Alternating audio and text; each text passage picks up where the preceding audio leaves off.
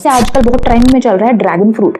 आपने देखा है कि नहीं मुझे पता नहीं, पर आजकल बहुत ज्यादा ट्रेंड में चल रहा है। 3 में हम बात कर रहे हैं अबाउट मेरीन बायोलॉजी। हम गाय पालते हैं, भैंस पालते हैं, घर में कुत्ता भी पालते हैं, बिल्ली भी पालते हैं। बटरफ्लाई जब कैटरपिलर जब बटरफ्लाई बनता है वो एक कुकून बनाता है, एक छोटा सा ऐसा ट्यूबुलर टाइप ऑफ स्ट्रक्चर बनाता है जो पेड़ से लटका हुआ होता है। उसके बाद वो उसको फोड़ के और उसमें से बटरफ्लाई बन के निकलता है। Hello hello hello my dear बच्चों, और आपको याद होगा कि लास्ट क्लास हमने जो है स्टार्ट किया था हमारे क्लास 9th के एक चैप्टर के साथ जिसका नाम था इंट्रोड्यूसिंग बायोलॉजी। इस चैप्टर में मेनली हमने आईसीएससी के बच्चों के लिए ये चैप्टर जो है स्टार्ट किया था, उनकी किताब का फर्स्ट चैप्टर ये है। इस चैप्टर में एक बहुत इंटरेस्टिंग चीज़ ये है कि इस चैप्टर में आपको पता चलता है कि बायोलॉजी के फील्ड्स क्या है, बायोलॉजी का स्कोप क्या है जो अदरवाइज हमें पता नहीं चल पाता। Right, so that is why हम चाहते हैं कि इस चैप्टर पे आप थोड़ा सा ज़्यादा फोकस करो। अगर मैं एग्जाम पॉइंट ऑफ व्यू से बात करूँ तो इस चैप्टर से थोड़े कम क्वेश्चंस आते हैं, क्वेश्चंस 1 या 2 से ज़्यादा नहीं आते हैं क्वेश्चन पेपर में। तो एग्जाम पॉइंट ऑफ व्यू से इस चैप्टर में थोड़ा सा आप कम फोकस कर सकते हो, लेकिन अगर आप चाहते हो कि आपको पता हो बायोलॉजी के क्या क्या फील्ड्स हैं अपने आगे के फ्यूचर के लिए, आप जो है इस चैप्टर पे थोड़ा सा फोकस कीजिएगा। रटने की उतनी ज़रूरत है नहीं, नाम से ही आपको आधी चीज़ें जो हैं वो पता चल जाएंगी। ठीक है, तो मेरा नाम है शिल्पा, मैंने करा हुआ है अपना MSc in biochemistry which is again a stream of biology, और मैंने अपना एमएससी करा हुआ है from Bangalore university. I have several research articles जो मैंने आईआईएससी बैंगलोर के साथ पब्लिश करे हुए हैं। इसके साथ मैं लास्ट 6 ईयर्स से भी ज़्यादा से पढ़ा रही हूँ अपने नीट के बच्चों को, 11th and 12th standard as well as droppers, कभी कभार फाउंडेशन क्लासेस भी जैसे कि 9th एंड 10th भी मैंने लिया हुआ है। सो इससे क्या होगा कि आपको डिटेल नॉलेज मिलेगी, है ना, क्योंकि मेरा एक्सपोजर नीट में रहा है, यानी 9th और 10th के बच्चों के लिए it is a very good opportunity to learn from a teacher who has been behind the careers of various people in medical field. ठीक है, चलिए, तो हम इस चैप्टर को आगे बढ़ाते हुए स्टार्ट कर रहे हैं विद अप्लाइड बायोलॉजी, यानी बायोलॉजी के क्या क्या एप्लीकेशंस हैं। ठीक है जी, चलिए तो हम स्टार्ट कर रहे हैं, है ना। तो हमारा क्या टॉपिक है आज का, अप्लाइड बायोलॉजी, यानी बायोलॉजी के क्या क्या एप्लीकेशंस हैं या क्या क्या एप्लीकेशंस हो सकते हैं। ठीक है, तो अप्लाइड वर्ड का क्या मतलब है, हम एप्लीकेशन के बारे में बात कर रहे हैं। एप्लीकेशन यानी बायोलॉजी को हम कैसे यूज कर सकते हैं, है ना, various uses of biology, various uses of biology के बारे में हम बात करने जा रहे हैं इस चैप्टर में, इस चैप्टर के इस टॉपिक में स्पेसिफिकली। ठीक है, चलिए, तो इस टॉपिक में हम क्या बोलने वाले हैं, इस टॉपिक में हम बोलने वाले हैं एक चीज, तो ये बोलने वाले हैं हम अबाउट हॉर्टिकल्चर। हॉर्टिकल्चर क्या होता है, एक फील्ड ऑफ बायोलॉजी होता है। इस फील्ड ऑफ बायोलॉजी में हम क्या करते हैं, हम कैसे नए नए तरीके के फ्रूट्स उगाएं। जैसे आजकल बहुत ट्रेंड में चल रहा है ड्रैगन फ्रूट। आपने देखा है कि नहीं मुझे पता नहीं, पर आजकल बहुत ज़्यादा ट्रेंड में चल रहा है, स्पेशली डाइटिशियन और न्यूट्रिशनिस्ट बहुत ज़्यादा बोलते हैं इसके बारे में, क्योंकि फल जो है थोड़ा सा वियर्ड सा दिखता है, जैसे वो एक कैक्टस का फल है ना। तो इस फल को इंसानों ने ही बनाया है। आपके जितने भी कैबेज फैमिली है, कॉलीफ्लावर फैमिली है, ये सब इवॉल्व हुआ है from the wild mustard. Mustard यानी राई के पौधे को हमने चीजें उसमें कर करके उसी से वेराइटी ऑफ गोबीज बनाई है ना। कॉलीफ्लावर ले लो, कैबेज ले लो, बाकी जितनी भी गोबियां हैं वो ले लो, सारी जो चीजें हैं वो वाइल्ड मस्टर्ड को मद्देनजर रखते हुए उसको में ही छेड़छाड़ करते हुए हमने बनाया। तो ये जो छेड़छाड़ जो हम कर रहे हैं, उस छेड़छाड़ की जो पार्ट ऑफ बायोलॉजी है उसको हम कह रहे हैं हॉर्टिकल्चर, है ना। तो हॉर्टिकल्चर क्या होता है, part of biology involved in fruit creation and plant creation across various plants। बहुत सारे पौधों को मद्देनजर रखते हैं, बहुत सारे पौधों को हम यूज करते हैं और हम इन पौधों से क्रिएट करते हैं बहुत सारे दूसरे टाइप के अलग अलग पौधे। ठीक, तो ये हमारा फर्स्ट साइंस है।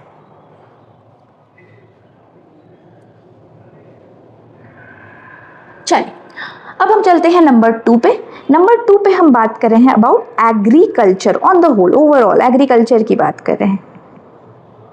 एग्रीकल्चर मतलब क्या, जहाँ पे हम चाहते हैं कि जितनी भी हमारी डिमांडिंग पॉपुलेशन है, पॉपुलेशन जैसे जैसे बढ़ रहा है और भी माउथ्स हो रहे हैं फीड करने के लिए, यानी हमें एग्रीकल्चर में कुछ ऐसे टेक्निक्स अपनाने पड़ेंगे जिससे हमारी जो उत्पादन है यानी जितनी हमारी प्रोडक्शन है उसको हम इंक्रीज कर सकें, है ना। तो एग्रीकल्चर में अगेन हम प्लांट रिलेटेड ही बात कर रहे हैं और प्लांट रिलेटेड बात में हम क्या बोलना चाह रहे हैं, हम ये बोलना चाह रहे हैं कि प्लांट्स को हम ऐसे टेक्निक्स उनके ऊपर यूज कर रहे हैं ताकि वो और ज्यादा अपनी प्रोडक्शन को इंक्रीज कर सके, है ना।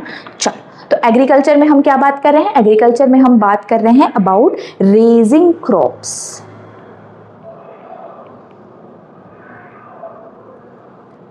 With variety of techniques for increased production, है ना। प्रोडक्शन को हम इंक्रीज करना चाह रहे हैं। चलो ये हमारा हो गया नंबर 2। नंबर 3 पे हम किस बारे में बात कर रहे हैं, नंबर 3 में हम बात कर रहे हैं about marine biology. Marine biology क्या होती है, जहां पे हम मछलियों के बारे में पढ़ते हैं। मेरीन वर्ड मतलब सीज, ओशंस, इसके बारे में, यानी ऐसा पानी जिसमें नमक हो, है ना, खारे पानी की बात कर रहे हैं। तो जितने भी वाटर बॉडीज हैं जिसमें खारा पानी होता है वो आता है अंडर मेरीन बायोलॉजी, यानी उसमें जितने भी जीव जंतु जानवर पल रहे हैं वो कहाँ पे आते हैं, मेरीन बायोलॉजी के अंडर। ठीक है, अब यहाँ पे मेरीन बायोलॉजी में अगेन मेरीन बायोलॉजी आपने देखा होगा, इतने भी कोस्टल एरियाज हैं इंडिया में या अब्रॉड, ये सारे कोस्टल एरियाज की जो मेन डाइट होती है वो सी एनिमल्स होती है। तो इन सी एनिमल्स के प्रोडक्शन को भी हम इंक्रीज करते हैं, इनको हम और ज़्यादा अमाउंट में क्रिएट करते हैं ताकि क्या कर सके हम, ताकि हम अपनी जो जितने भी पॉपुलेशन इंक्रीज हो रही है उनको फीड कर सकें, है ना। तो ये हमारा है मेरीन बायोलॉजी। यहाँ पे हम किसके बारे में बात कर रहे हैं, raising marine sea animals according to population, है ना, पॉपुलेशन की नीड को अपने ध्यान में रखते हुए। चलिए अब हम आ रहे हैं to the fourth one. Fourth में हम किसके बारे में बात कर रहे हैं, हम बात कर रहे हैं अबाउट वेटरनरी साइंस, है ना। तो हम बात कर रहे हैं about veterinary science. Veterinary science मतलब क्या होता है, वेटरनरी साइंस मतलब जितने भी हमारे दूसरे जानवर हैं जो हम डोमेस्टिकेट करते हैं, जो हमने घरों में पालते हैं, उसके ही यूज़ के लिए, जैसे हम गाय पालते हैं, भैंस पालते हैं, घर में कुत्ता भी पालते हैं, बिल्ली भी पालते हैं। गाय भैंस को हम यूज़ करते हैं उनके दूध, दही या बटर मिल्क, ये सारी चीज़ों को, है ना, बटर जो भी हम खाते हैं ये सब उनके दूध से हम बनाते हैं। और डॉग्स एंड कैट्स को आजकल हम किस लिए रखते हैं, for our protection as well as for our emotional needs, है ना। लोगों को बहुत ज़्यादा डिप्रेशन हो रही है तो dogs and cats serve as a nice way of catering to their depression. ठीक है, तो वेटनरी साइंस जो है ये ऐसा साइंस है जहां पे ऐसे डॉक्टर्स हमें मिलते हैं, वेट्स मिलते हैं, जो किस चीज में काम करते हैं, इन जानवरों का ख्याल रखने के लिए वो काम करते हैं। ठीक है, तो वेटनरी साइंस में हम क्या कर रहे हैं, treatment of domesticated animals, treatment of domesticated animals. ठीक है, अब हम आ रहे हैं हमारे फिफ्थ पे। फिफ्थ पे हम किस बारे में बात कर रहे हैं, हम बात कर रहे हैं अबाउट हाउस होल्ड बायोलॉजी, है ना। फिफ्थ पे हम बात कर रहे हैं अबाउट हाउस होल्ड बायोलॉजी।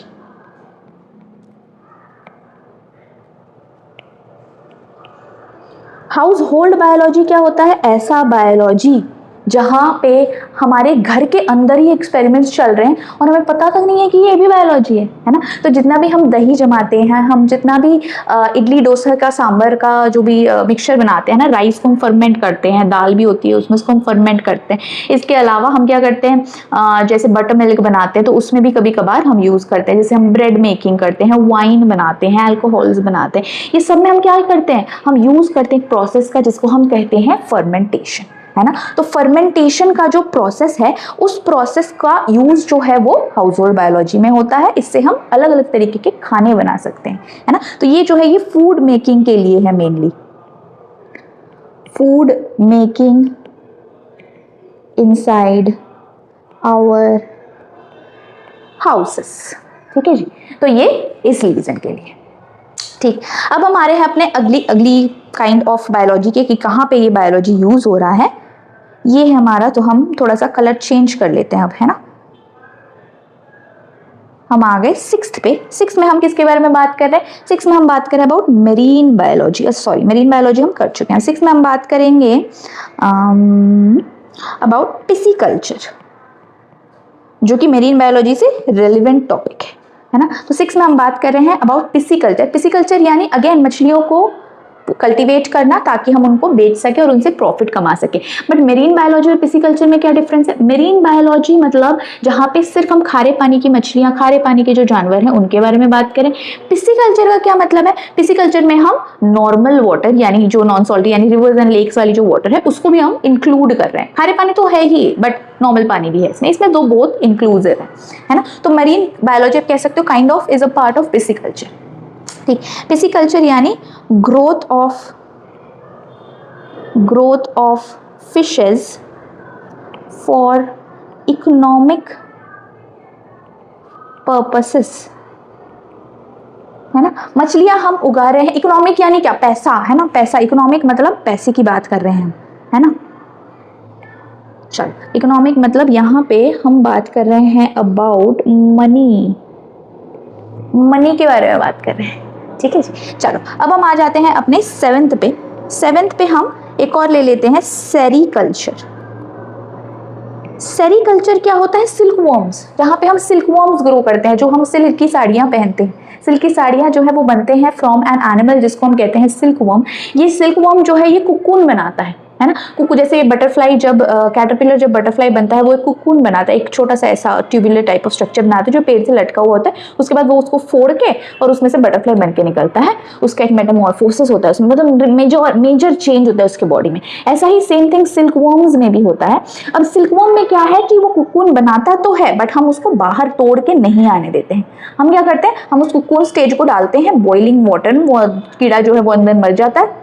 हम उसके कुकून को जो है वो अनफोल्ड करते हैं, वो थ्रेड लाइक स्ट्रक्चर में बन जाता है और उस थ्रेड को हम पिरोते हैं, उसको वीविंग करते हैं और उसको कहाँ पे रख देते हैं? उसको बना लेते हैं टू थ्रेड्स और उससे बना लेते हैं अपनी सिल्क की साड़ी। तो that is what is sericulture. यहाँ पे क्या कर रहे हैं? Growth and cultivation of silk worms. Growth and cultivation of silk worms. ठीक है, तो ये हमारा हो गया सेरीकल्चर। सेरीकल्चर के बाद हम आ रहे हैं टू नेक्स्ट, जिसको हम कहते हैं मॉलिक्यूलर बायोलॉजी। तो ये हमारा है सेवेंथ में हम बात एट्थ में हम बात करें अबाउट मॉलिक्यूलर बायोलॉजी।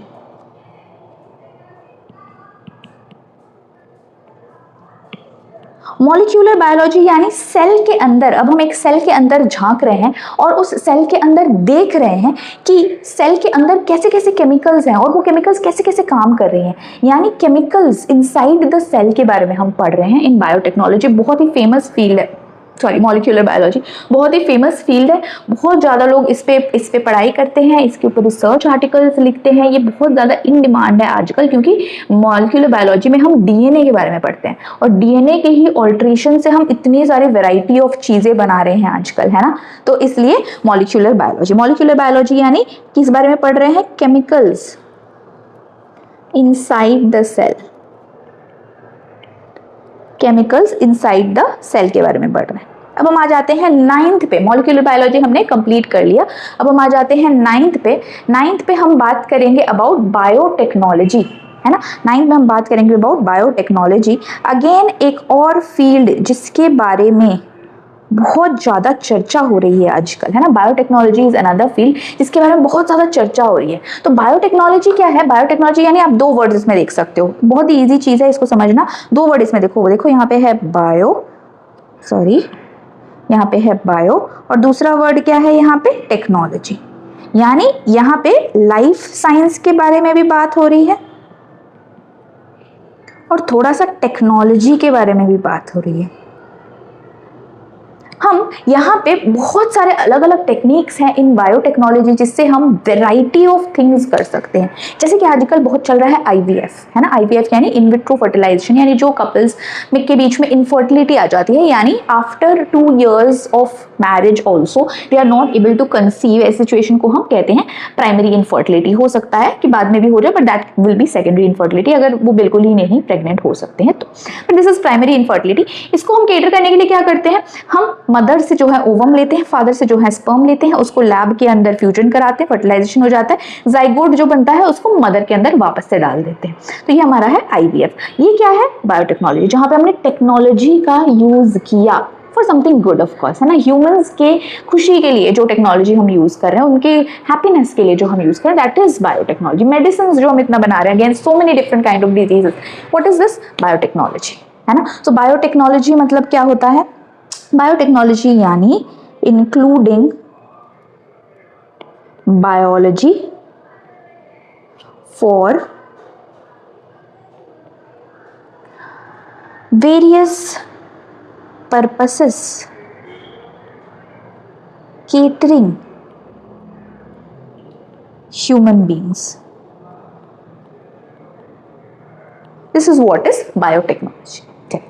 अब हम आएंगे टू द नेक्स्ट पार्ट जिसको हम कहेंगे बायो इंजीनियरिंग, है ना। बायो इंजीनियरिंग क्या होता है, तो बायो इंजीनियरिंग यानी बहुत सारे अलग अलग टाइप, जैसे कि अगर हम आजकल के ज़माने का एक एग्जांपल ले लेते हैं, जैसे कि कुछ लोग होते हैं जो व्हील चेयर पर्सन होते हैं, यानी उनके हाथ और पैर किसी एक्सीडेंट में कट हो गए हैं, तो उन कट हाथ और पैर के साथ उनको क्या हो जाती है, थोड़ी सी दिक्कत आती है for day to day activities.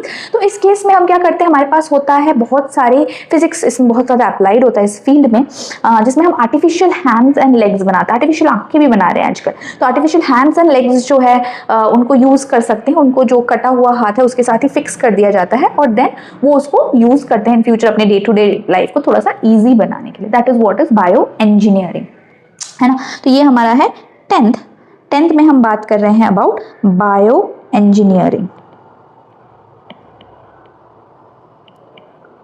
Bio engineering मतलब क्या, बायो इंजीनियरिंग यानी using biology for creation of artificial organs for uplifting human life। uplifting यानी उनके लाइफ को थोड़ा सा आसान बनाने के लिए, uplifting human लाइफ, है ना। उनके लाइफ को थोड़ा सा आसान बनाने के लिए हम जो बायोलॉजी यूज करते हैं उसको हम क्या कहेंगे, उसको हम कहेंगे बायो इंजीनियरिंग। ठीक है जी। इसके बाद हम आ रहे हैं to next kind of biology, जहां पे हम बात करेंगे अबाउट न्यूक्लियर बायोलॉजी, है ना, न्यूक्लियर बायोलॉजी। चलिए अब हम आ जाते हैं to next kind of biology. These are various fields, ये बहुत इंपॉर्टेंट है आपके फ्यूचर के लिए, है ना। तो ये हमारा है 11th वाला न्यूक्लियर बायोलॉजी।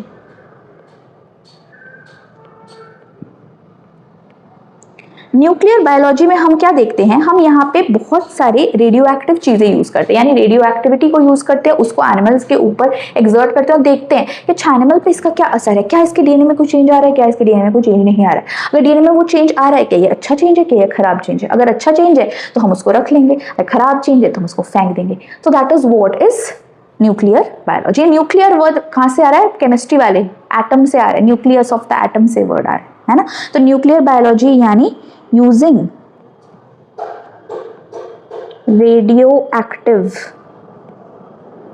radioactivity on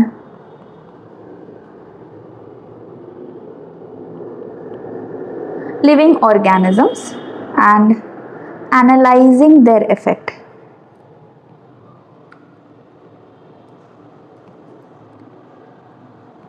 है ना, उनके इफेक्ट को जो है हम एनालाइज कर रहे हैं। ठीक है, चल अब हम आएंगे to next kind of biotechnology जिसमें हम बात करेंगे अबाउट जीनोमिक्स। जीनोमिक्स भी आजकल बहुत ज़्यादा चर्चे में है ना। ये हमारा है नंबर 12। चल नंबर 12 में हम बात करेंगे अबाउट जीनोमिक्स, है ना। जीनोमिक्स जानने से पहले हमें पता होना चाहिए व्हाट इज जीनोम, है ना। जीनोमिक्स जाने से पहले हमें पता होना चाहिए व्हाट इज जीनोम। तो यहाँ पे एक छोटा सा टर्म है जो आपको पता होना चाहिए, इसका नाम मतलब है जीनोम। ये टर्म आपके 11th एंड 12th में भी बहुत ज्यादा काम आने वाला है। जीनोम मतलब क्या, जितना भी न्यूक्लियर या डीएनए का कॉम्पोजिशन है आपके बॉडी में, अगर हम सब सेल से सारे डीएनए ले लेते हैं, उसके कॉम्पोजिशन को एनालाइज करते हैं, that is what is called the genome of your body, है ना। जीनोम ऑफ सेल यानी उसके बॉडी, उसके सेल के अंदर जितना भी डीएनए है, उस पूरे डीएनए को हम क्या कह रहे हैं, जीनोम, है ना। तो जीनोम यानी क्या, genome is the entire DNA sequence of an organism. Genome को हम क्या कह रहे हैं, entire DNA sequence of an organism. इसी की स्टडी को study of genome, study of genome को हम क्या कहते हैं, जीनोमिक्स। ठीक है जी, चलो अब हम आ जाते हैं टू नंबर 13। नंबर 13 में हम क्या पढ़ेंगे, नंबर 13 में हम पढ़ेंगे अबाउट स्पेस बायोलॉजी, है ना। नंबर 13 में हम पढ़ रहे हैं about space biology, very new, है ना, बहुत ही नया सा है ये फील्ड ऑफ बायोलॉजी, बट बहुत ज़्यादा रिसर्च चल रहा है इसके ऊपर, है ना। स्पेस बायोलॉजी मतलब क्या, हम वैरायटी ऑफ जो हमारे प्लैनेट्स हैं उन प्लैनेट्स में जा कर देख रहे हैं यूजिंग ऑफ कोर्स वेरियस, आपको पता ही है कि बहुत सारे हमारे पास जहाज हैं जिससे हम जा सकते हैं, बहुत सारी सैटेलाइट्स हैं जिससे हम गवर्न कर रहे हैं हमारे वेरियस अदर प्लैनेट्स को अपार्ट फ्रॉम अर्थ, और इन प्लैनेट्स में हम जा कर देख रहे हैं कि इस प्लैनेट में ह्यूमन को सर्वाइव करने के लिए क्या क्या दिक्कतें आ सकती हैं, है ना। तो मुश्किलें जो हम फेस कर सकते हैं वहां पे, जैसे कि अगर हम मार्स में जाए, Mars does not have a very oxidising environment, यानी मार्स का एटमॉस्फेयर में ऑक्सीजन की बहुत ज्यादा कमी है। अगर ऑक्सीजन की बहुत ज्यादा कमी है तो क्या हो जाएगा, ऑक्सीजन की कमी है तो हम सांस नहीं ले पाएंगे, सांस नहीं ले पाएंगे तो हम मर जाएंगे, है ना। तो ऐसे ही जो दूसरे प्लैनेट्स हैं उनमें हम देख रहे हैं कि ह्यूमन के सर्वाइवल के लिए क्या क्या दिक्कतें आ सकती हैं, और इस सर्वाइवल स्ट्रैटेजी को एनालाइज कर रहे हैं, इसी को हम क्या कह रहे हैं, स्पेस बायोलॉजी, है ना। तो स्पेस बायोलॉजी मतलब क्या होता है, study of survival problems of living beings in outer space, है ना। तो स्पेस बायोलॉजी यानी study of survival of living beings in outer space, है ना। लिविंग बीइंग्स को अगर हम स्पेस से बाहर भेज दें तो उनके स्टडी में, उनके रहन सहन में क्या दिक्कतें आएंगी, उनको हम कह रहे हैं स्पेस बायोलॉजी। ठीक है जी, अब हम आ रहे हैं नंबर 14 में, which is again very interesting, है ना, स्पेस से ही रिलेटेड है थोड़ा सा। इसको हम कहते हैं एक्सोबायोलॉजी, है ना। एक्सोबायोलॉजी जो है, पहले हमने इसके बारे में ज़्यादा रिसर्च नहीं किया, बट आजकल बहुत ज़्यादा चल रहा है ये चर्चे में, नाम बड़ा फेमस नहीं है उतना, बट ये क्या कर रहा है वो चर्चे में चल रहा है ना। तो हम बात कर रहे हैं about exobiology.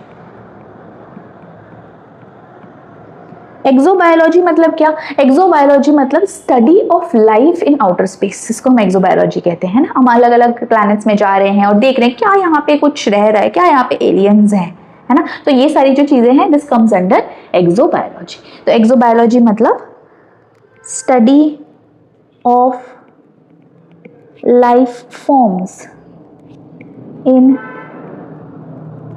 Outer space. Outer space में अगर लाइफ फॉर्म्स हैं तो उनकी स्टडी को हम क्या कह रहे हैं, एक्सोबायोलॉजी। एक्सो मतलब क्या, बाहर, बाहरी दुनिया में, उसको हम कह रहे हैं एक्सोबायोलॉजी। तो आप देख सकते हो अगेन टर्म्स में ही मीनिंग छुपा हुआ है, तो कभी भी आपको वो नहीं करना है, मतलब कहना है इतनी सारी चीजें हैं मुझे याद करनी है, अरे टर्म्स तो देख लो, टर्म्स में ही मीनिंग छुपा हुआ होता है ना बायोलॉजी में। टर्म्स देखो, टर्म्स को तोड़ो, आपको पता चल जाएगा। स्पेस बायोलॉजी, स्पेस के अंदर हमारी सर्वाइवल इंस्टिंक्ट्स हैं कि नहीं है उसके बारे में रिसर्च कर, स्पेस बायोलॉजी, है ना। चलो अब हम आ रहे हैं टू नंबर 15। आपको बहुत अलग अलग टाइप की चीजें मिल रही हैं यहाँ पे। एक है बायो इन्फॉर्मेटिक्स, है ना। बायो इन्फॉर्मेटिक्स जो है ये बहुत ज्यादा रिसर्च ओरिएंटेड है, रिसर्च में बहुत ज्यादा इसका यूज होता है ना। मैंने भी अपने जब पेपर्स लिखे थे तो बायो इन्फॉर्मेटिक्स का बहुत ज्यादा हम यूज करते थे। जैसे कि अभी आपके फोन में बहुत सारे एप्स वगैरह हैं, वैसे ही बायोलॉजी में जब आप रिसर्च करते हो वहां पे बहुत सारे एप्स का यूज होता है, बहुत सारे सॉफ्टवेयर प्रोग्राम्स का यूज होता है जो general day to day people जो है वो अपने लाइफ में यूज नहीं करते। जैसे अमीनो एसिड की मैपिंग, है ना, आपको पता है प्रोटीन का स्मॉलेस्ट यूनिट क्या होता है, अमीनो एसिड। वो अमीनो एसिड को अगर हम मैप करना चाहिए, प्रोटीन के कौन से लोकेशन में कौन सा अमीनो एसिड है, इसकी मैपिंग कर रहे हैं, किससे करेंगे हम, बायो इन्फॉर्मेटिक्स, है ना। तो हम अपने ही जो मॉलिक्यूलर बायोलॉजी है उसका एक आप कह सकते हो कोर है बायो इन्फॉर्मेटिक्स, है ना। तो उससे हम पता करते हैं कि हमारे बॉडी के अंदर जो केमिकल्स हैं, ये केमिकल्स कैसे काम कर रहे हैं, इनके जो मॉलिक्यूल्स हैं ये कैसे ओरिएंटेड है, और ये सब अपने पास एक डेटाबेस है ऑलरेडी, है ना। बायोलॉजी का एक अलग डेटाबेस चल रहा है, जैसे गूगल सबका डेटाबेस है, वैसे बायोलॉजी के लिए अलग डेटाबेस है, NCBI करके होता है ना। उस डेटाबेस में आप अभी भी चाहो तो गूगल कर सकते हो, है ना। तो NCBI करके एक डेटाबेस होता है, उसमें जाके आप ये चीजें देख सकते हो। चल, तो हम बात कर रहे थे about bio informatics. Bio informatics, है ना। बायो इन्फॉर्मेटिक्स में हम क्या बोलना चाह रहे हैं, बायो इन्फॉर्मेटिक्स में हम बोलना चाह रहे हैं management and analysis of biological data that is stored in various places, है ना। जैसे NCBI मैंने आपको बता दिया, 2-3 और भी होते हैं, है ना। तो बायो इन्फॉर्मेटिक्स क्या होता है, management and analysis of data stored in various systems, इसको हम कहते हैं बायो इन्फॉर्मेटिक्स। अब हम आ जाते हैं to number 16, again a very new and very important part of biology, इसको हम कहते हैं बायोमेट्रिक्स। बायोमेट्रिक्स क्या होता है, जब भी हमें किसी इंसान के आइडेंटिफिकेशन चाहिए होती है, बायोमेट्रिक्स जनरली हम इसलिए यूज करते हैं, जैसे कि किसी की डेथ हो गई by burning of the body, तो उसकी पहचान आप उसकी शक्ल से नहीं कर सकते, तो आप क्या यूज करोगे, बायोमेट्रिक्स, यानी आप उसके DNA को निकालोगे, और जब वो जिंदा हुआ करता था वहां पे उसकी कुछ DNA सैंपल्स ले लोगे, बाल और स्किन और ये सब आप DNA के लिए यूज कर सकते हो, सलाइवा, कहीं पे भी कुछ भी यूज कर सकते हो बॉडी पार्ट से, है ना। और उससे DNA एक्सट्रैक्ट करके आप क्या करते हो, आप उन दोनों DNA को मैच करते हो, मैच हो रहा है तो वो है, मैच नहीं हो रहा है तो वो नहीं है ना। तो this is what is biometrics, है ना। आइडेंटिटी जो एनालाइज करने में हेल्प करता है, दैट इज बायोमेट्रिक्स, ठीक है। तो ये हमारा है लास्ट, है ना, बायोमेट्रिक्स। बायोमेट्रिक्स मतलब स्टडी ऑफ आइडेंटिफिकेशन, है ना। जब हम बायोमेट्रिक्स वर्ड का यूज करते हैं, बायोमेट्रिक्स मतलब अगर हम किसी भी verification of a person by his certain body features, है ना, या फिर उसके बिहेवियरल चेंज से, या फिर उसके बॉडी के DNA मैचिंग से अगर हम करते हैं तो उसको हम बायोमेट्रिक्स कहते हैं, है ना। तो यहाँ बायोमेट्रिक्स यानी identification of organisms by body features और बिहेवियर्स और DNA, इसको हम बायोमेट्रिक्स कहते हैं। अब जैसे कि अगर LIC वगैरह आप कराते हो ना, लाइफ इंश्योरेंस वगैरह, तो वहाँ पे आइडेंटिफिकेशन मार्क्स दिखाने पड़ते हैं, जैसे कि मेरे लेफ्ट हैंड की 4 फिंगर पे एक कट का निशान है, तो वो मैं वहाँ पे लिख दूंगी, है ना, कि अगर मैं हूँ तो मतलब बॉडी आइडेंटिफाई करने के लिए, जैसे मेरी डेथ हो जाती है तो उसमें बॉडी आइडेंटिफाई होगा, तब जाके मेरी जो स्पाउस है या फिर मेरी जो फैमिली है उनको मिलेगा, ये जो भी मेरा LIC का अमाउंट है, पैसे हैं, वो उसको मिलेंगे। तो मुझे कुछ आइडेंटिफिकेशन मार्क वहाँ पे लिखना पड़ता है, ताकि जो फैमिली मेंबर्स हैं वो बॉडी आइडेंटिफिकेशन के टाइम पे इस चीज़ को यूज करें, अगर किसी की एक्सीडेंटल डेथ होती है उस टाइम पे तो, ठीक है जी। चल, तो ये हमने कंप्लीट कर लिया हमारे जो वेरियस एप्लीकेशंस थे ऑफ बायोलॉजी। अब हम आ रहे हैं टू कि बायोलॉजी किस चीज में हमको इतना हेल्प करता है ना, what is the need of biology, या what is biology actually helping us to do, है ना। तो इसको जस्ट हम पॉइंट वाइज लिख लेंगे कि बायोलॉजी एक्चुअली में हमें कैसे हेल्प कर रहा है, ठीक है। तो चलो, study of biology helps us in, study of biology किस चीज में हमको हेल्प कर रहा है, हेल्प्स अस इन,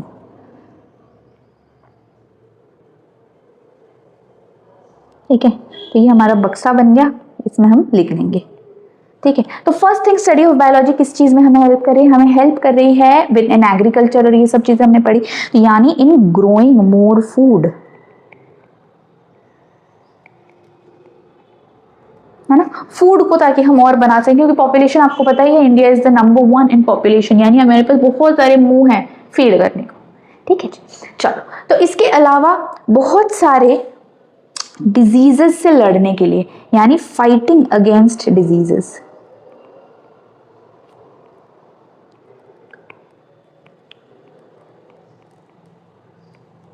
ठीक है। इसके अलावा और किस चीज में हमें हेल्प कर रहा है, हमें हेल्प कर रहा है इन कंजर्वेशन ऑफ नेचुरल रिसोर्सेस, है ना। चलो, इन कंजर्वेशन ऑफ नेचुरल रिसोर्सेस। इस चीज में भी बायोलॉजी हमारी हेल्प कर रहा है। इसके अलावा और किस चीज में हमें हेल्प कर रहा है कि ताकि हम हेल्दी रह सकें। हमें हमारे बॉडी के बारे में नॉलेज ही नहीं होगी तो हम हेल्दी कैसे रहेंगे, है ना। तो यहाँ पे helps us to keep us healthy, keeping healthy. ठीक है जी। इसके अलावा हमें और किस चीज में हेल्प किया जा रहा है, हमें हेल्प किया जा रहा है इन सर्टेन करियर पाथवेज, है ना। तो जितने भी करियर्स हैं, करियर्स इन बायोलॉजी, अगर हमें नॉलेज ही नहीं होगी बायोलॉजी की तो हम उसमें करियर्स कैसे चूज करेंगे, है ना। तो ये चीज़ है। तो ये हमारे वेरियस चीज़ें हैं जिससे हमें बायोलॉजी हमें हेल्प करती है। इसके अलावा भी बहुत सारी चीज़ें, बट आपके जो सिलेबस है उसमें इतना ही है तो आप इतना कर लोगे, बहुत है ना। चलिए अब हम क्या करेंगे, अब हम थोड़ा सा देख लेंगे कि आपके बुक में क्या क्या है और हमने क्या क्या कवर किया, तो आपको एक सेटिस्फैक्शन हो जाएगा कि चलो मैम ने जो है क्लास में सब कुछ कवर करा है। ठीक है जी। चलिए तो ये हमारा चैप्टर है। इस चैप्टर में हम क्या देख रहे हैं, इस चैप्टर में हम देख रहे हैं, पहले देखो साइंस क्या है। ये बोला गया है, ये जो बॉक्स है वेरी इंपॉर्टेंट बॉक्स है। इस बॉक्स का हमें बहुत ज्यादा ध्यान देना है इस बॉक्स पे, है ना, वेरी इंपॉर्टेंट बॉक्स। इससे आपके 2 मार्क्स के आसपास क्वेश्चंस आ जाते हैं, है ना। 2 मार्क्स का होता है डेफिनेशन ऑफ साइंस, ये हमने कर लिया था। उसके बाद हमने क्या किया था, उसके बाद हमने किया था कि आप ये वाला चीज देखो, हाँ, उसके बाद हमने किया था कि there are 3 major branches of science, namely physics, chemistry and biology. उसमें से बायोलॉजी क्या है, स्टडी ऑफ लिविंग बीइंग्स है, स्टडी ऑफ लिविंग बीइंग्स है बायोलॉजी, ये हमें याद रखना है। उसके अलावा नेक्स्ट पैराग्राफ में आ जाते हैं कि nowadays scientist often refer to the term life science instead of biology, effort to emphasise that focus on the study of life processes. However biology itself means what, Greek word को तोड़ना है, इससे हमें क्या पता चलेगा, बायोस मतलब life and logos मतलब स्टडी। इसके बाद हम आए थे in growth of biology, biology कैसे कैसे कैसे आगे बढ़ा। तो यहाँ पे जो है कहानी है, ये वाला जो साइट है, ये वाला जो पार्ट है, यहाँ पे मैं मार्क कर देती हूँ, यहाँ से यहाँ तक जो पार्ट है ये क्या है, कहानी। तो आप चाहो तो इस कहानी को रीड कर लेना, but majorly question exam point of view से आपको क्या पढ़ना है, आपको पढ़ना है एरिस्टोटल के बारे में। हमने कर लिया था ऑलरेडी कि एरिस्टोटल को हम कहते हैं फादर ऑफ बायोलॉजी। इसके अलावा हमें करना है थियोफ्रेटस के बारे में। थियोफ्रेटस क्या है, father of botany. Hippocrates father of medicine. इन तीनों के बारे में हमें याद रखना है। मेजरली बायोलॉजी में हम देखते हैं कि पुराने जमाने में भी इंडिया में भी बायोलॉजी का बहुत ज्यादा बोलबाला था। उस कैसे हमें पता चला, क्योंकि यहाँ पे हमें जीवाज और अंडाज के बारे में पता चला। जीवाज यानी विविपैरस, अंडाज यानी ओविपैरस। ये सब वर्ड्स हमारे पुराने प्रीहिस्टोरिक स्क्रिप्चर्स में लिखे हुए हैं, स्क्रिप्ट्स जो बायोलॉजी रिलेटेड हैं, साइंस रिलेटेड, उसमें लिखे हुए हैं। इसकी वजह से हमें पता चला कि अच्छा India was very much involved in biology, है ना। नहीं तो हमें पिछड़ी में रखा जाता है, हमें हमारे नोबेल प्राइजेस भी नहीं मिले हैं बहुत सारे। ठीक है। इसके अलावा इन्वेंशन ऑफ माइक्रोस्कोप ने बहुत ज्यादा हेल्प किया है। कब हुआ था माइक्रोस्कोप की इन्वेंशन, वेरी इंपॉर्टेंट क्वेश्चन है ना, ये आपका इंपॉर्टेंट क्वेश्चन है कि कब हुआ था माइक्रोस्कोप का इन्वेंशन। तो ये चीज आपको याद रखनी है कि microscope was invented in the 16th century, है ना। 16th सेंचुरी में माइक्रोस्कोप का इन्वेंशन हुआ था। चल अब इसके बाद हम आ जाते हैं to next page. Next page में यहाँ पे भी आपका थोड़ा सा आप देख सकते हो कि ये वाला जो पार्ट है दिस इज कहानी।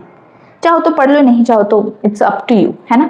मेनली हम आ जाते हैं कि ब्रांचेस क्या क्या है। ब्रांचेस हमने कवर कर लिया था, क्या क्या, हमने बॉटनी कवर कर लिया, जूलॉजी कवर कर लिया, ह्यूमन बायोलॉजी कवर कर लिया। अगर हम organisms, bacteriology, virology, mycology, entomology, ichthyology, herpetology, ornithology, ये सारे हमने कवर कर रखे हैं पहले। इसके बाद अप्रोच ऑफ स्टडिंग के बारे में। अप्रोच ऑफ स्टडी में हमने कैसे डिफरेंशिएट किया, एनाटॉमी, मॉर्फोलॉजी, हिस्टोलॉजी। उसके बाद है cytology, physiology, embryology, taxonomy, ecology, biogeography, palaeontology, evolution, genetics, ये सब हमने कवर कर रखा है। पैरासाइटोलॉजी क्या होता है ये भी कर रखा है। पैथोलॉजी, इम्यूनोलॉजी, यूजेनिक्स के ऊपर बहुत ज़्यादा हमने डिस्कस किया था और ये एक इंपॉर्टेंट टॉपिक भी है। तो यूजेनिक्स आपको थोड़ा सा, क्योंकि वर्ड अलग है तो इससे क्वेश्चन आने के चांसेस ज़्यादा होते हैं। बायोकेमिस्ट्री, ये सब हमने कर रखा है। उसके बाद अगले पेज में आपका ये एक चार्ट दिया हुआ है जहां पे मेजर क्या क्या टॉपिक्स हैं, मेजर क्या क्या ब्रांचेस हैं, उसके बारे में थोड़ा सा एम्फेसाइज किया हुआ है। आप देखोगे कि कुछ टॉपिक जो है छोड़े भी हुए हैं, बट इट्स ओके, जो मेजर है उस पर हमें ज्यादा ध्यान रखना है। तो इसमें क्या क्या है, एनाटॉमी है, हिस्टोलॉजी है, साइटोलॉजी है, फिजियोलॉजी है, एम्ब्रियोलॉजी है, पैलियोंटोलॉजी, जेनेटिक्स, पैरासाइटोलॉजी, इकोलॉजी, मॉर्फोलॉजी, ये सब है। यूजेनिक्स वगैरह को इन्होंने ओमिट कर दिया है, बट यूजेनिक्स क्योंकि वर्ड अलग है तो प्लीज पढ़ लेना, है ना। इसके बाद हमारे पास है अप्लाइड बायोलॉजी, जो हमने आज करी है कि बायोलॉजी में हमने एप्लीकेशंस क्या क्या है। एक हमारा था एग्रीकल्चर, हमने कर लिया था, वेटनरी साइंस हमें पता है, marine biology, house hold biology, horticulture, sericulture, ये हमें पता है। फिर यहाँ पे एक प्रोग्रेस चेक दिया गया है हमें, ये हमें करना चाहिए आइडियली, है ना। प्रोग्रेस चेक पता तो चले कि क्या प्रोग्रेस किया है हमने, है ना। तो यहाँ पे स्टडी ऑफ फंगी को हम क्या कहते हैं, स्टडी ऑफ फंगाई, फंगी कुछ भी कह सकते हो, प्रॉपर नाउन कुछ भी प्रोनाउंस कर सकते हो। तो फंगाई को हम क्या कहते हैं, माइकोलॉजी। उसके बाद study of fishes, study of fishes को हम क्या कहते हैं, इक्थियोलॉजी। उसके बाद हमारे पास क्या है, इंसेक्ट्स, इंसेक्ट्स के बारे में हमने पढ़ा था, इंसेक्ट्स यानी आर्थ्रोपोडा, है ना। तो इंसेक्ट्स का आपको याद रखना है, transmission of body characterise from parents to offsprings, genetics, है ना। जेनेटिक्स हमने पढ़ रखा है पहले भी, ठीक है जी। चलो अब हम आ जाते हैं अगले में, है ना। अगले में हम बात करेंगे about histology, mention the kind of study made under the following. अच्छा, हिस्टोलॉजी, हिस्टोलॉजी यानी जब हम सेल के अंदर की छोटी छोटी चीजों के बारे में पढ़ते हैं वो भी हिस्टोलॉजी, या फिर अगर हम माइक्रोस्कोप के नीचे कोई टिश्यू को देखते हैं दैट इज ऑल्सो हिस्टोलॉजी, यानी किसी भी चीज की अगर स्टडी हम करते हैं अंडर माइक्रोस्कोप, अंडर माइक्रोस्कोप, उसको हम क्या कहते हैं, हिस्टोलॉजी। फिर हमारे पास है साइटोलॉजी, सॉरी इकोलॉजी, इकोलॉजी यानी एनवायरनमेंट के बारे में हम पढ़ाई करते हैं यहाँ पे, एनवायरनमेंट। साइटोलॉजी यानी सेल के बारे में पढ़ाई करते हैं। पैथोलॉजी यानी अगर कुछ डिजीज है उसको पता लगाने के लिए क्या करते हैं हम, है ना। तो diseased condition, diseased condition identification, ठीक है। तो ये हो गया मैं, अच्छा सॉरी इंसेक्ट्स का हम भूल गए थे, इंसेक्ट्स है एंटोमोलॉजी, है ना। तो ये सारे लॉजीज हमें याद रखने हैं, इसका क्या फंक्शन है ये हमें याद रखना है। इसके बाद जो हमने पढ़ा है आज की और क्या क्या है टॉपिक्स जो एप्लीकेशंस हैं, पिसिकल्चर कर लिया था हमने, मॉलिक्यूलर बायोलॉजी, बायोटेक्नोलॉजी, क्लोनिंग हमने नहीं किया था। क्लोनिंग क्या है, क्लोनिंग कर लेते हैं यहीं पे। क्लोनिंग क्या है, rapid advancing branch of biotechnology, जिसमें हम क्या कर रहे हैं, इस ब्रांच में हम क्या कर रहे हैं कि several animals have been cloned which a body cell is used with no longer environment of the male sperm, यानी यहाँ पे मेल और फीमेल की जो फ्यूजन है, फर्टिलाइजेशन है, उसकी नीड नहीं है, है ना। There is no need of fertilisation, no need of fertilisation, ये हमें याद रखना है, बहुत इंपॉर्टेंट पॉइंट है, सॉरी। हाँ, नो नीड ऑफ फर्टिलाइजेशन, ठीक है। ये हमारा एक बहुत इंपॉर्टेंट पॉइंट है। क्लोनिंग में इसकी कोई जरूरत ही नहीं है, क्योंकि जो भी क्लोन बन के पैदा होगा that person is going to be kind of, आप कह सकते हो कभी कभार, मोस्ट केसेस अब हम ट्राई कर रहे हैं कि ऐसा ना हो, मोस्ट केसेस हम देखते हैं कि वो जो क्लोन होता है वो स्टेराइल होता है। एक और चीज़ हम ये नोटिस करते हैं कि क्लोनिंग में एक पॉजिटिव भी है, नेगेटिव भी। अगर हम अदर ऑर्गेनिजम्स की क्लोन करते हैं, जैसे शीप हमने किया हुआ, Dolly the sheep very famous, है ना। फर्स्ट क्लोन किया था हमने एक शीप को जिसका नाम था डॉली, है ना। तो ये जो शीप है इसको हमने यूज किया था, इसके वुल क्वालिटी की वजह से हमने इसको क्लोन किया था और ये सक्सेसफुल हुआ था हमारा क्लोनिंग। तो क्लोनिंग अगर हम करते हैं तो हमें एग्जैक्ट रेप्लिका मिलता है, एग्जैक्ट डीएनए मिलती है, एक सब कुछ एग्जैक्टली कॉपी एंड पेस्ट होता है। बट ह्यूमंस के में अगर हम क्लोनिंग इंट्रोड्यूस करते हैं तो ये एक बैड इफेक्ट हो सकता है हमारे ऊपर ही, है ना। क्राइम रेट्स जो हैं वो सोर अप कर सकते हैं, तो इसीलिए ह्यूमंस में क्लोनिंग हम नहीं करते, ठीक है। तो क्लोनिंग क्या है, एग्जैक्ट कॉपी बनाना, ठीक। क्रॉप्स वगैरह में भी आजकल हम बहुत ज़्यादा यूज़ कर रहे हैं। इसके अलावा बायोटेक्नोलॉजी हमने कर लिया है, न्यूक्लियर बायोलॉजी हमने कर लिया है, स्पेस कर लिया है, एक्सोबायोलॉजी, जीनोमिक्स, बायोइन्फॉर्मेटिक्स, बायोमेट्रिक्स, ये सब हमने कवर कर लिया है। बायो के क्या क्या इंपॉर्टेंस है, कैसे कैसे वो हेल्प करता है, एप्रिसिएशन ऑफ नेचर, नेचर कितना सुंदर है इस चीज़ को अप्रिशिएट करने में हेल्प करता है। इसके अलावा कीपिंग हेल्थी, कि कैसे हम अपनी बॉडी को तरोताज़ा रखें, इस चीज़ में हेल्प करता है ना। सो कीपिंग हेल्थी में ये हेल्प करता है। Conservation of natural resources, growing of more food, making us conscious citizens, biology is necessary for certain careers. तो ये सारी चीज़ों में बायोलॉजी अपने को हेल्प करता है, ठीक है। तो ये वाला जो चैप्टर है हमारा, इसका एक छोटा सा समरी है, तो कभी भी आप जब पढ़ाई करें तो समरी को एक बार ज़रूर गो थ्रू करें, क्योंकि कभी कभी कुछ पॉइंट्स मेन चैप्टर के नोट जो हमारे बुक में होता है उसमें मिस हो जाता है, तो हम उसको समरी में जोड़ देते हैं, तो समरी भी पढ़ें। और नेक्स्ट क्लास में हम क्या करेंगे, नेक्स्ट क्लास में हम थोड़ा सा इसके MCQs ले लेंगे and will move forward with the next chapter. So this chapter is complete, now will move on to the next chapter.